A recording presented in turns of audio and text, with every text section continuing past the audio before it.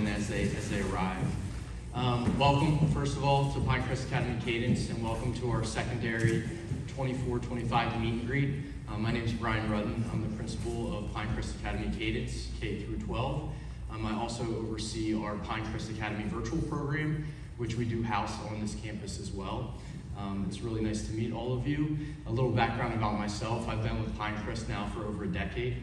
Originally from the Pennsylvania area, came out here to work actually with Pinecrest when it was just Pinecrest Horizon.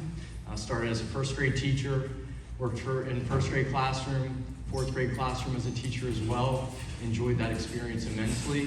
And then when Cadence broke ground 8 years ago, I came over with the founding staff at Cadence as a dean of students, worked as a dean of students as well as assistant principal, and then last year took over as the full-time principal on this campus. So I've been with the organization for a long time, love what Pinecrest as a system is about, and really, obviously, Pinecrest Cadence in this community is extra special to me because I've been with them for the past 8 years. I have a family of now 3 young ones. Our son was just welcomed to the world last week on Wednesday. Yeah, thank you. Yeah, appreciate it. So, for all those parents out there not getting much sleep right now, but it's okay. We'll push through, and I know there's brighter days ahead. Also have a son who is 6.5, thinks he's 20 some years old, but 6.5, runs the house, and then a awesome 14-year-old daughter as well who goes to our high school here. So blessed to have an incredible family and the support there as well.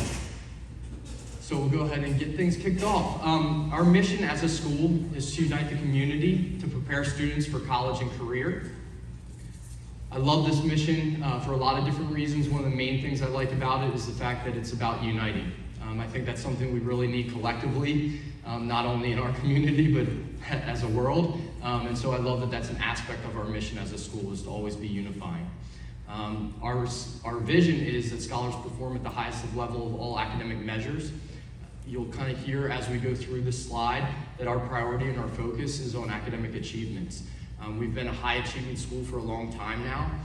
We'll kind of get into some of the STAR rankings and what those mean, but we're always finishing as one of the top charter schools in this state in regards to performance of students. So a lot of that is the students putting in the effort and prioritizing that.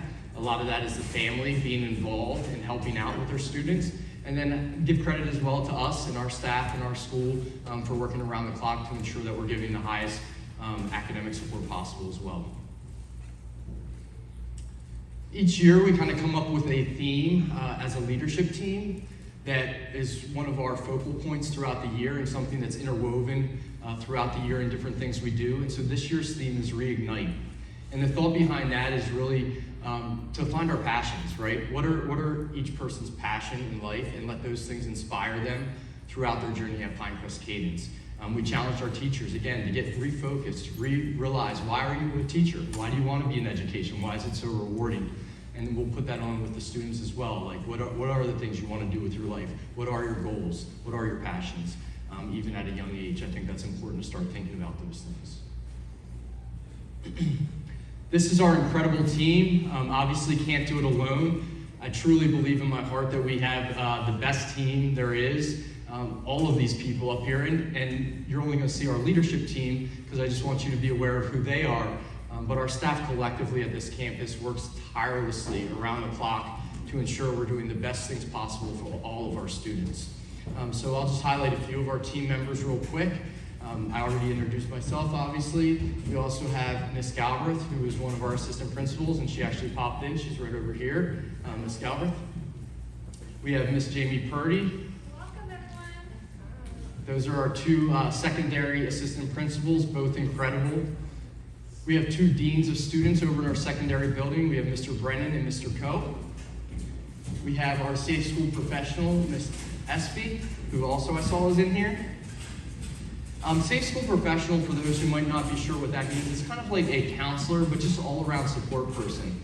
As a school, we know that academics is our priority, but we also believe in the whole child, right? We need to make sure that all the basic needs are met in order for them to be able to focus in the classroom. We need to ensure that the social emotional side of things are where they need to be so they can focus in the classroom. So Miss Espy helps with all those different things. We also have someone that does that as well over in our elementary building. Little things, for example, like say there's peer conflict. Miss Espy can help work through that in a mediation process. She also is a certified counselor outside of school, so she does that on the side in all of her free time. But so she's well versed and knows how to have those conversations, and obviously would never have those conversations without keeping members of the family in the loop in regards to that. We also have a great group of counselors. We have Mr. Nielsen, Ms. Cox, Ms. Gina Cola, and Ms. Thomas, and they all are housed right through these doors in a counseling area. They'll work with your students regardless throughout the year, just keeping them up to date on their academic trajectory, what they need to focus on. This becomes more critical when you get into high school grade levels, but they still meet with the middle schoolers as well, and just get them to start to think about, hey, if you want to get into some of the honors classes or higher achieving classes, these are the things you need to be prepared for. I know with my own experience, I unfortunately didn't have that. I waited till my junior year in high school until I got to meet with my counselor, and then at that point, you're kind of behind the 8 ball. So we want to make sure we're proactive in all realms, and as far as communicating with both you as a family, but also the student, because another word that you'll hear a lot from us is that the students need to advocate. We want to encourage students to take ownership of their educational journey while they're here, and so that's part of that process. We also have Ms. Seltenreich and Ms. Donato. Ms. Seltenreich's our instructional coach. That just means she's really pushing in, supporting teachers in all capacities. Ms. Donato is over our CTE program tracks, which are specifically in high school, and these are our career and technical tracks. We have 3 of them right now. We have forensic science that just got added this year, which our students were really excited about. We also have cybersecurity, and we have graphic design. And so we're always looking at like where the industries are, and we're getting feedback from the state of, hey, these are needs in our state, and these are also national needs. And so we're always trying to prepare students because, again, in our mission is college or career, and both are important. There's great pathways with both, and so if you do want to go and get industry credentials, these are some pathways, and Ms. Donato oversees those programs. We also have Ms. Peccolo, who is our special education facilitator on site. And you don't see up there, but we have Ms. Chavez, who is our school psychologist, and they would work with any students with special education or any needs from that end of it. Just wanted to touch on a few of the highlights from the past year as a school. Number one is we're always constantly at a high level achievement-wise. There was no different this year in regards to results, both on state testing, but also our iReady diagnostic testing and CERT testing that we do in high school. And these are diagnostic exams that we give throughout the year just to see where our students are at. We're data-driven as a school, so we take that information as a team. We break it down, and we look at areas that we can grow both as staff and then also support students in that regard. Our ACT composite score for high school students was above 20 for the first time ever, and that was a huge achievement that we're very proud of. We were right on the threshold for multiple years, and then we got over the hump and got over to 20 composite score collectively as a high school, so that was incredible to see. Performing arts, we have huge performing arts programs here if you're interested in those things. Also huge athletic programs. Our performing arts specifically though, a couple of them are nationally recognized. Marching band, orchestra, choir, they travel. Choir travels to Hawaii. Marching bands travel to Utah and other states. So if you're involved in performing arts, you're gonna get opportunity to travel. Over 4,000 college credits earned up to this point. We have a dual enrollment program for our high school. This is mostly for our, this is for our juniors and seniors, but you will need to start preparing even as a freshman because teachers start to take notice of things like behavior, attendance, those kind of things, and they all play a role into your ability to get into those programs. But we do have about 50% of our upperclassmen that attend CSN in the dual enrollment program, and lots of them graduate with their associate's degree prior to even walking down to getting their high school diploma, which is incredible. And this is also paid for in large part by the school. So they get their associate's degree those first 2 years paid for by the school prior to even graduating.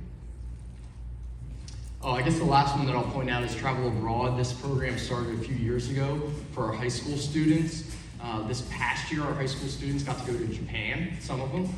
The year before, they went to Italy, and then this upcoming year, they're talking about going to Scandinavian country.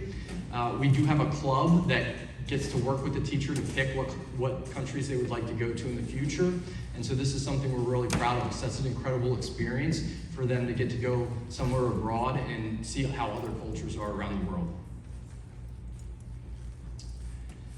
The campus growth, we are welcoming this year about 2,400 students. Last year was around 2,300, so we're bumping that up a little bit more. We're kind of getting to the point as a campus where we're settling in after almost a decade.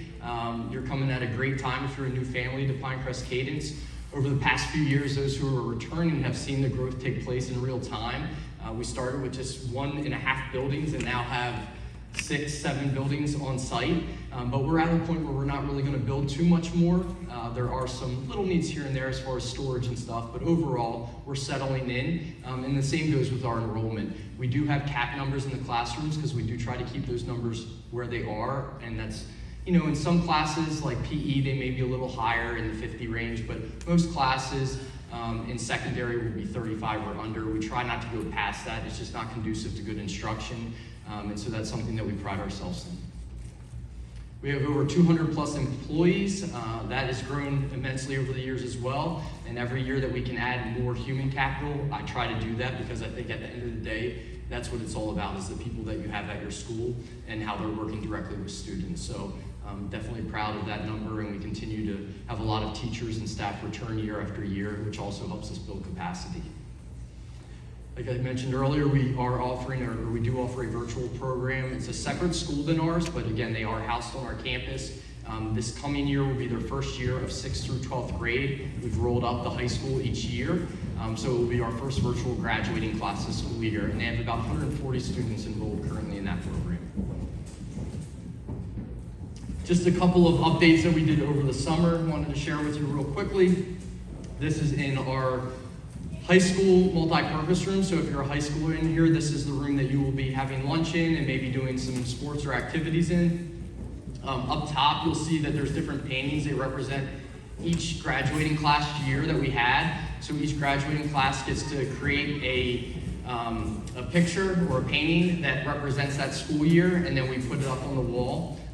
We're always looking to get feedback from our students. I say this often, but I believe it truly is that we're facilitators for what the students want to see at the school, obviously within reason, but at the same time, I want students to come here that feel like they're a part of something and that they feel like their voices are heard, especially in the secondary level, because that's important to me and that's important to our team. And so one of the things that students gave feedback on is, hey, we'd like to see more murals and more things around campus that represent us. And so this was one of the ideas that was given, and so we moved forward with that. Then in the bottom corner, you see where it says stay connected, embrace the journey. That was our theme from last year. And so the students who are seniors and graduating, on their last day, they get to write a little message to future high schoolers, just words of advice, words of wisdom. And it's just a really cool way to thank them for being here at Pinecrest Cadence and allowing them to leave a legacy behind. This was another addition this summer. This is above our gym. Our athletics and performing arts are like, hey, when other schools come to our campus, we want something that hopefully instills a little fear, or just feeling like they're walking into something, and it's not just plain. So we added a little something above. They keep getting more and more competitive, and this is a cool touch. So I liked how it turned out, and we're excited about that as well. All right, getting into communication. This is something that we really pride ourselves in as a school, is just having lots of different avenues of communication. We know for different families, different means of communication they may use, whether that's through social media, text messages, emails. There's lots of different ways through technology. We try to tap into all of them, or as many of them as possible. Miss Fagan, our community liaison, who's right back there, is incredible at keeping those things updated. Like our Facebook page with upcoming events, news, different things that are happening in our community.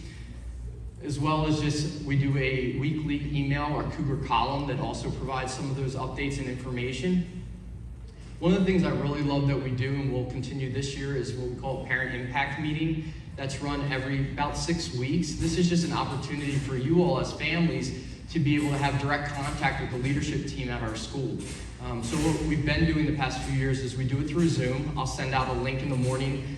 We'll send out a reminder prior, but the morning of, I'll send out a link. Any parents who are available and want to join that Zoom session, they're able to join. We'll go through some updates and things that are happening. It may be things that we're seeing as a school, patterns that we're seeing, concerns, things to celebrate, and also upcoming events that we'll talk about for each building. And then at the end, we'll give an opportunity for a Q&A session. So if there's any parents that are on there that have questions that they want to address, inevitably, just like we tell the students in the classroom, if you have the question, probably other parents have the question too. And so we want to be able to answer those things for you. If you can't get on the Zoom, that's okay. We do post the video later on our Facebook page so that you can view it at your own convenience, because I get not everybody can just hop on in the morning. You may have other commitments that you have to attend to. But that's a really cool avenue for parents to stay in contact. The other thing I wanted to touch on while we're on the communication slide is Infinite Campus. Especially for secondary families, Infinite Campus is going to be imperative. This is the way, one, you get messages and updates on your students' academics. Two, it will be your landing spot to pay any school dues or fees for field trips or clubs or activities your student may be involved in. A lot of our teachers also update their grades and assignments that are upcoming in Infinite Campus ahead of time. So for example, most of the major projects and maybe big assessments for high school students will be in there ahead of time. This is great because we know high schoolers may be busy doing other extracurricular activities, and this gives you an opportunity to really prioritize your time wisely and learn how to balance different things in life. So as a parent, you can kind of go in there and see, oh, you have a project in 2 weeks. Are you mapping that out to ensure you can get that completed in time? Also, you'll get updated on grades in real time. The teachers usually try to get it in within 48 hours if they can. Sometimes it might take a week if it's a big project or assessment to really grade, but those things do get updated frequently. If they're not for any reason, please let us know and we'll have those conversations with those staff members, because we really, again, know it's important that you're not just getting surprised at the end of the semester with a grade. And then it's also on the student, because they have access as well, to check and make sure they're keeping up to date with where they are academically.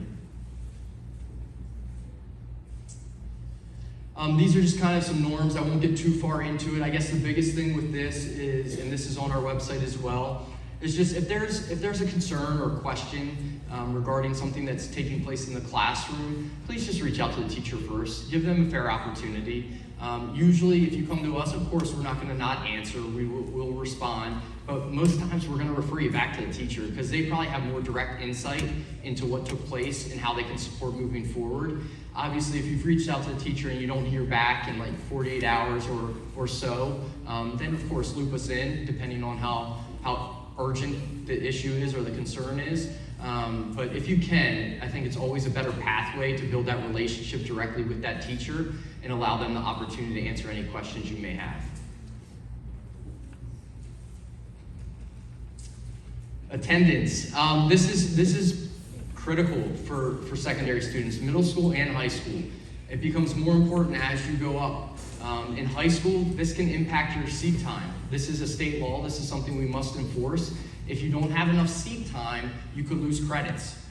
So you really need to make sure that you're in school as much as possible. We totally get things happen, right? There's unforeseen family situations that you have to attend to. There may be trips that have been planned way in advance that you just can't miss. Fair enough, those things happen. But as much as possible, please encourage your students to be in school. I know even for myself, right? Sometimes you wake up and you're just not feeling it that day. That happens. But as long as you don't have a fever and you can push through it, I really encourage you to push through it. One, it teaches resilience, and it's something that's going to be important in your life in general. But two, you need to be here, because there's a direct correlation between students who have habitual absence problems and students who are here all the time and their grades. And there's a long history of this. So if you're not in attendance and you're missing, you're probably not where you want to be academically. There's just nothing that compares to the in-person instruction. So I encourage you to do that. A few other things, obviously, like, we are required as a school, if it gets to the point of habitual absenteeism, there are other agencies and different things that we will have to contact. That's by law, that's on us. We have to do that, so it's nothing personal. I know there will never be an issue in this room, but I do just want to put that out there, that is a part of our responsibility as a public school.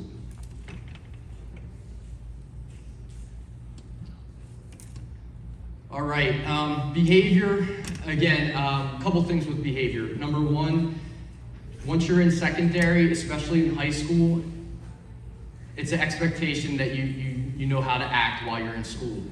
We are more strict as far as what we expect from your students in high school because they're older and they've had more years to learn those lessons and hopefully refine their skills and be able to sit there and do the right things at the right time.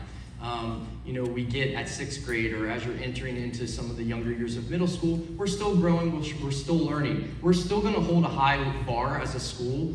Are we naive to think nothing ever happens at our school? No, but we try to be proactive about those things when they do happen and address them immediately. We don't turn a blind eye. We will hold the line in regards to some of the major things, especially like physical altercations, drugs and alcohol, anything like that. There's just a do not pass go with all of those things, and we will take the hardest stance possible as a school and continue to take a hard stance with every one of those things. So if you see something, say something, and make sure that we can continue to keep our schools safe, because it's important for you all as students as well to be able to have a good learning environment and a safe learning environment. And we've done a lot of things to prioritize financial support in those realms. But again, we need it. It's a team effort. We need your support, families as well. If you hear something, let us know. And if it's your student that happens to have an off day or a behavior that happens that you're getting a phone call, just work with us.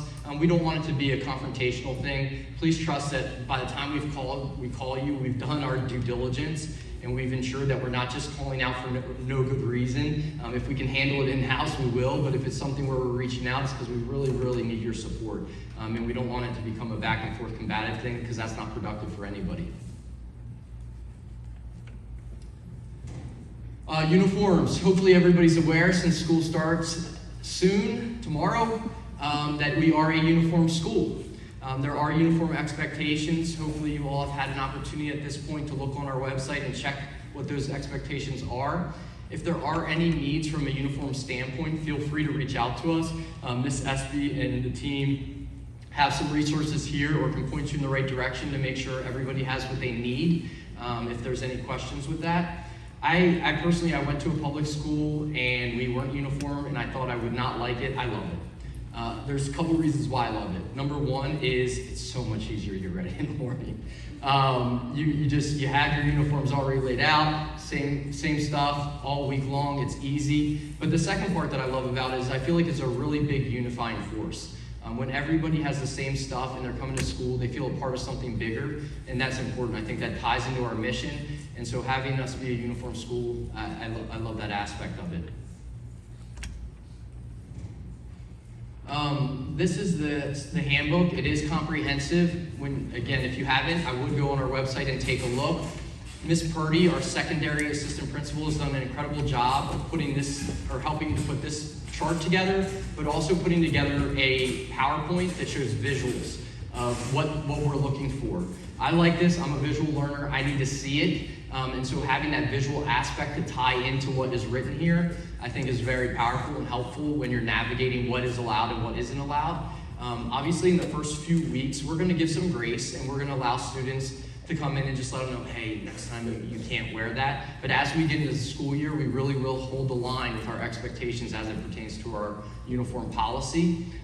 We have people at the gates that do check as students walk in because we don't want parents to be surprised in the middle of the day. But when we see something, we will, once the year gets going, send them down to the office. I will tell you sometimes, every once in a while, there's a student or students that may, not intentionally, get away with something for a few weeks that we just don't see or it isn't noticed. But then when we do call, please understand it's not that we ignored it for months on end and then noticed it. It's just once we notice it, we do have to address it. And so then at that point, we hope we can work together to rectify the situation and make sure that we're, again, following the policy. Dual enrollment, already touched on that a little bit earlier. This is, again, a great opportunity for any of those students who are interested. It starts with middle school though, guys. Like if you're in here and you're in middle school, start creating those good habits now.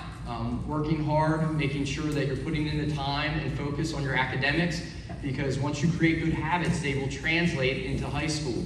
If you're creating bad habits now and you're like, oh, I'll get on it when I get to high school, the odds of that happening lessen a lot. This is just life in general from my perspective. I feel like good habits are the key to a lot of things, and this is one of those things. Create good habits now, and they will translate throughout your life. We are a blended learning model school. What that means is we kind of do both. We have the technology aspect, and we also have the direct instruction aspect from the teachers. I love the blended learning model. For me as a parent, personally, I'm fighting it from time to time with my kids at home with technology, and I'm like, oh my gosh, they're on technology all the time. It drives me crazy, and I'm always trying to find that good balance of getting them off their technology, but also knowing that whether we like it or not, this is where everything's heading, right? Whether they're going to college or they're involved in career, they're going to need to integrate and be involved and have an idea of how to interface with technology in some aspect. So I think it's our responsibility as a school to make sure they're having those avenues to get to where they need to be in their future. And so the other piece, which I'll get into on the next slide, is a lot of the tools that we use through our technology and programs that we use differentiate the instruction for each individual student. So they'll create pathways for them that will allow them to catch up on any academic deficiencies or gaps they may have based off of content areas or standards for the state. And these are some of those programs. So iReady is a program that's used specifically for 6th through 8th grade. If you've been with us and you're just going to middle school, you're like, oh man, iReady still, like, because you had iReady K5. But again, talking about correlations, there's a direct correlation between students that actively use these programs consistently and those who don't. And there's test scores both on summative assessments or big tests for their grades and also the state assessments that take place. The students that are on grade level or above grade level with these tools also are on or above grade level when it comes to those assessments. So there is a direct correlation. It's very clear when you look at the data. So as much as possible, I know it seems like one other thing in a lot of cases, but these are important tools to use and stay consistent with. The nice thing about iReady is iReady, again, you take a diagnostic at the beginning of the year. Please try your best. I know it's tempting to just blow through it and not give your best effort because you're just starting back in school and you don't really want to take the time, but the truth is it's an adaptable program, and so it's going to place you based off of what you do on that test. And it really needs to have that information, because then if there are areas that you struggle with, it's going to lower that area to kind of build you back up to grade level. If you just blow through it, it's going to adapt you to way below you where you need to be, and it won't help you close those gaps. So these are important to try your best on. For CERT, once you're in high school, this is going to prepare you for ACTs and all the big tests that are going to help you with college entrances and also the state exams. So both of them are important, and one is middle school, one is high school.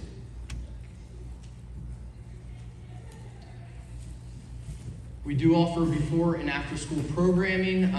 This information is also on our website. Before and after care we have, it's a $25 registration fee, and then there is a cost per day depending on how long the student stays. And again, that chart and all that information is on our website. Ms. Donato, who is our CTE coordinator, she is the one who oversees that program. So if you do have any specific questions, feel free to reach out to her as well. She's more than happy to answer those questions, but we do provide both before and after school care. This is what it looks like on Infinite Campus through a parent portal. A lot of your fees and dues will be updated on there. Often they also put fees on your portal on like upcoming field trips and things that may not have happened yet. This is again to allow parents to see ahead of time, hey, okay, this is coming in a month, I need to prioritize this, or we need to make sure we're saving money here. I know that's been helpful for me personally as a parent as well, to just kind of map out the next few weeks depending on where we're at as a family. So we try to put things in ahead of time sometimes, but you'll see the dates and it will show when it's due, but at least that gives you an idea as soon as possible as a parent or guardian of some fees that may be coming up. This kind of reiterates what I already had stated. This year, I'm super excited. We are taking part in what's called CPE program, and it's a national program that's going to provide free breakfast and lunch. We've had free lunch for the past few years, but we have never had breakfast at our school. For me, it's about meeting the basic needs of all students, right? Like, if a student's hungry and is going into class, they're not going to be able to focus as much. I want to always make sure those basic needs are met as an educator, and I think it's important, so I love that we're able to offer this to all of our students. So this year, again, we'll offer breakfast in both buildings. In the morning, we'll have it in the middle school multi-purpose room and the elementary multi-purpose room. It's also nice just if you're like, hey, I'm running late, we missed breakfast, my kid comes into school, he's hungry, they can grab something and ensure they have that food before their day starts. For me, I'm like, for my daughter, I'm like, no more Starbucks, you're gonna eat lunch or breakfast here.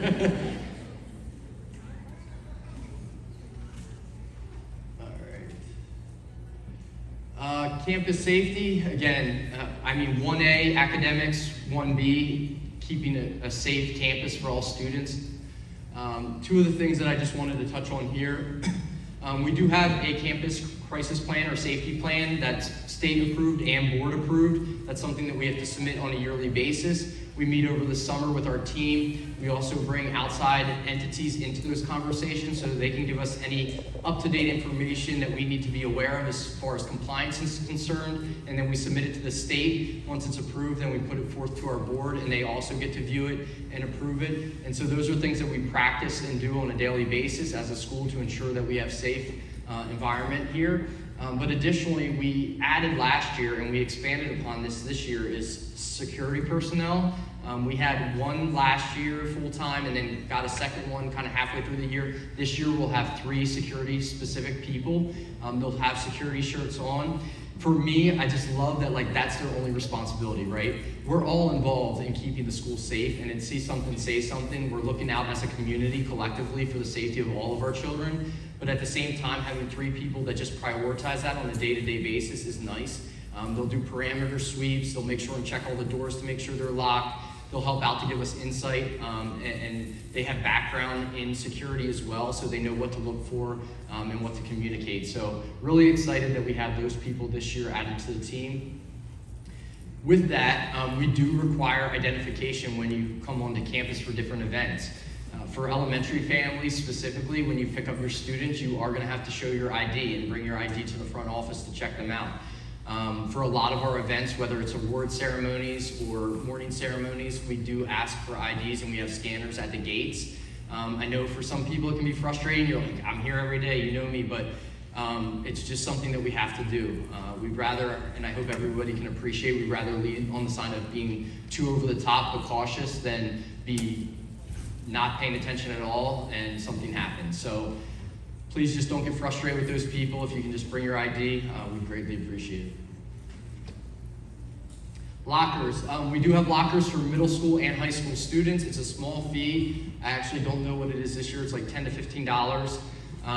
And you have it for the whole year. That is yours to use. The biggest thing I just wanted to touch on is, because we hear it every year from students, so just know students, I know you won't put anything that you shouldn't have at school in your locker, but do know, like, those are school properties.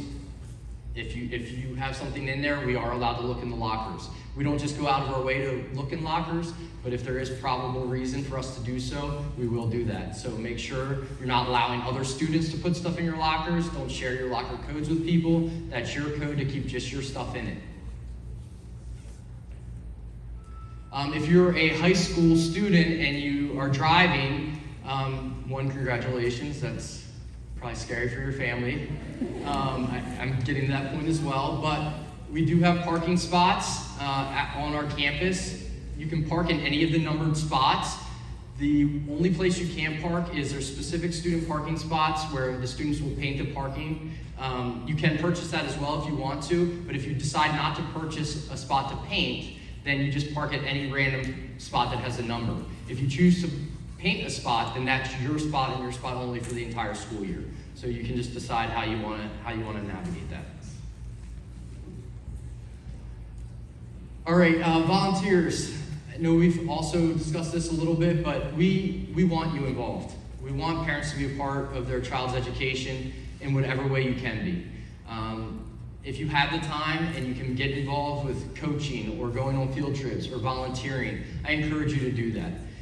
This is really important for the students, but also for our community and our school to continue to do all the amazing things we do.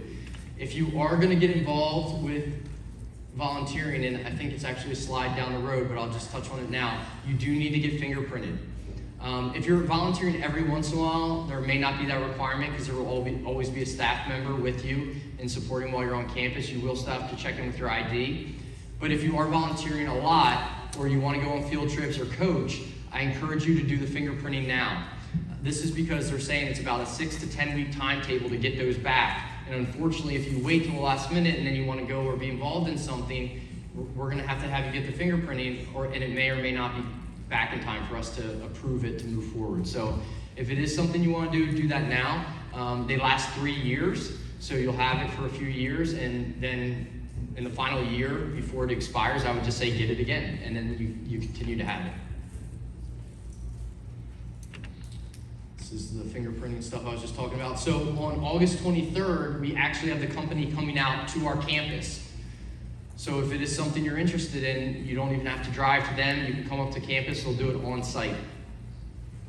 We're always looking for coaches. So if anybody in here is willing to give time to coach sports, please take advantage of this, because we always need coaches. Our athletic director for high school is Mr. Henneman. Mr. Henneman's been our athletic director for our K-12 programs over the past few years, but we're just getting too big and too competitive at the high school level and traveling too much. We need to have a second person, so Coach G, who is the elementary PE teacher, is taking over K-8 sports. Mr. Henneman will be helping to bridge that gap and supporting him as well. But Mr. Henneman is going to be primarily over the high school sports, which are NIAA, and what that is that's the league where we play all the other high schools in the area based off of, I think we're, depending on the program, we're 3A or 4A. It's a little unique how they do it for charter schools, and the fact that they do a multiplier on our enrollment, and then that's what we're at. So for example, if we're 800 enrollment, they multiply us by times 2, which would put us at 1,600, and so we would play other schools that have the same level of enrollment as 1,600 in the area. NIAA has different expectations as far as grades and keeping your grades up, but that if you're in athletics, they will go over all that information with you. We have lots of different sports. Tackle football's coming up in the fall. We have volleyball coming up in the fall. We have cross country coming up in the fall. We just added baseball and softball last year that are in the spring. Lots of different sports happening. We hope to add we're going to not add anything this year. I told Mr. Henneman, no changes this year, but eventually we'll probably get to soccer as well. I think that's the next one that we'll try to add as a school of soccer. If you are in high school, just to add on that, if you are in high school and it's a sport that we don't offer as a school, you are allowed to play at your local zone school. So we have a lot of girls, high school girls, that play high school girls soccer at their zone school. So that is something that you're able to do if it's a sport we don't offer. If it's a sport we do offer, you cannot. You have to play for Cadence. Tying into the volunteer, we have an incredible group of PTO members at our school. Each year, it's expanded more and more. They do so much for our community, from Teacher Appreciation Week stuff to running what is going to be coming up, our Harvest Festival, which we have over 15,000 people on our campus. We have vendors come out, we have food trucks. It's really an awesome time. But they just do so much. They make copies for teachers. We couldn't do it without them. And so I believe they're the best group in the state for sure. And we hope that if it is an interest of yours, you'll get involved too. You'll see them at the tables as you go through these buildings. If you have any questions, please stop by and ask them about what the opportunities look like and if you can get involved. We also have photos coming up Monday. Tuesday. Secondary. Okay. Tuesday for secondary. So Tuesday we have our school photos that are going to be taken. So make sure on Tuesday, there will be more information that will be sent out, but make sure on Tuesday your student dresses their best and is ready to go for their school pictures. Uniform.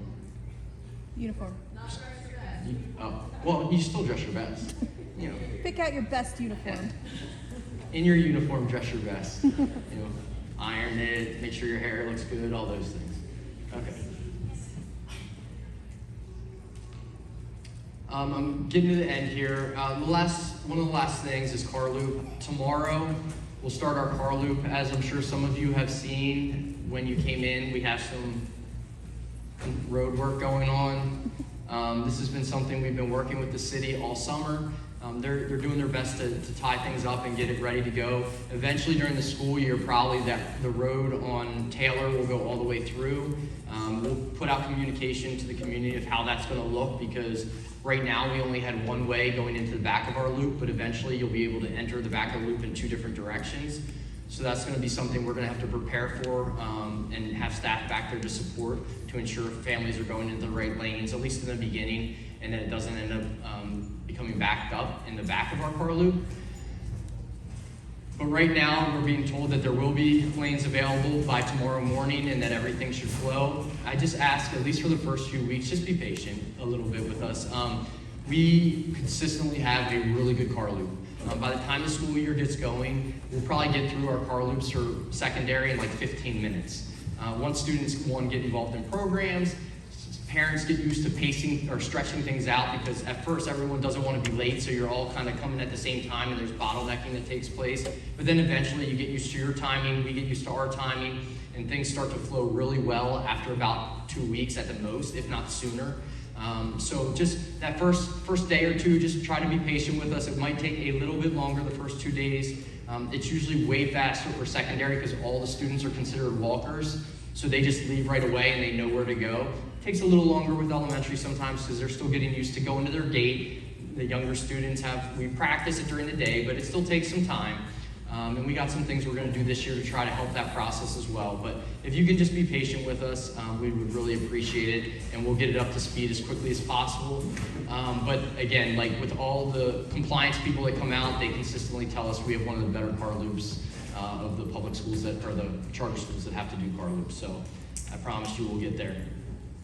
The other 2 things I want to touch on. One is just make sure you're being cautious in the car loop. Every year we do have little things that take place, and some of it is just trying to keep the speed as low as possible. I know 5 miles an hour feels really, really slow, but just know that there's even though we have crosswalks, there's still people, unfortunately, that walk out where they shouldn't, especially in the beginning as they're learning where they need to go. So just be cautious as you're going through the car loop the whole time, even if you think that there's no one around.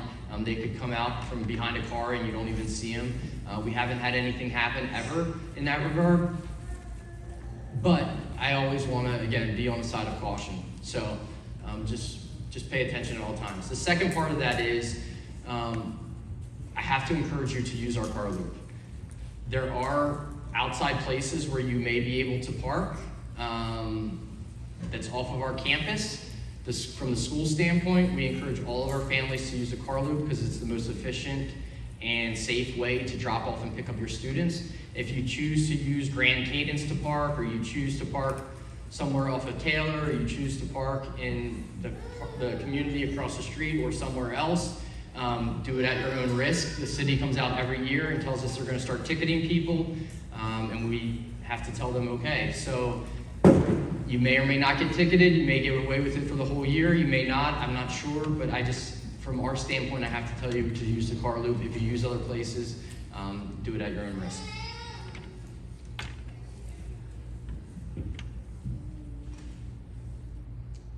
And this is kind of what the car loop looks like for tomorrow.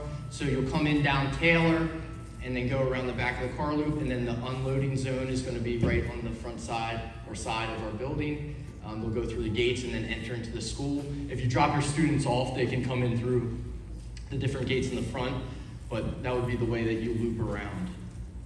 And then, like I said, eventually this road on Taylor is going to go all the way through, so there will be traffic coming in both directions to the back side of the loop this year probably.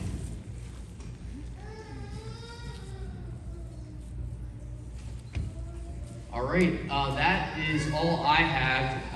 Want to again welcome everybody to Pinecrest Cadence. Thank you for taking the time to come out and listen to me. Go see your classes, enjoy, and we'll see you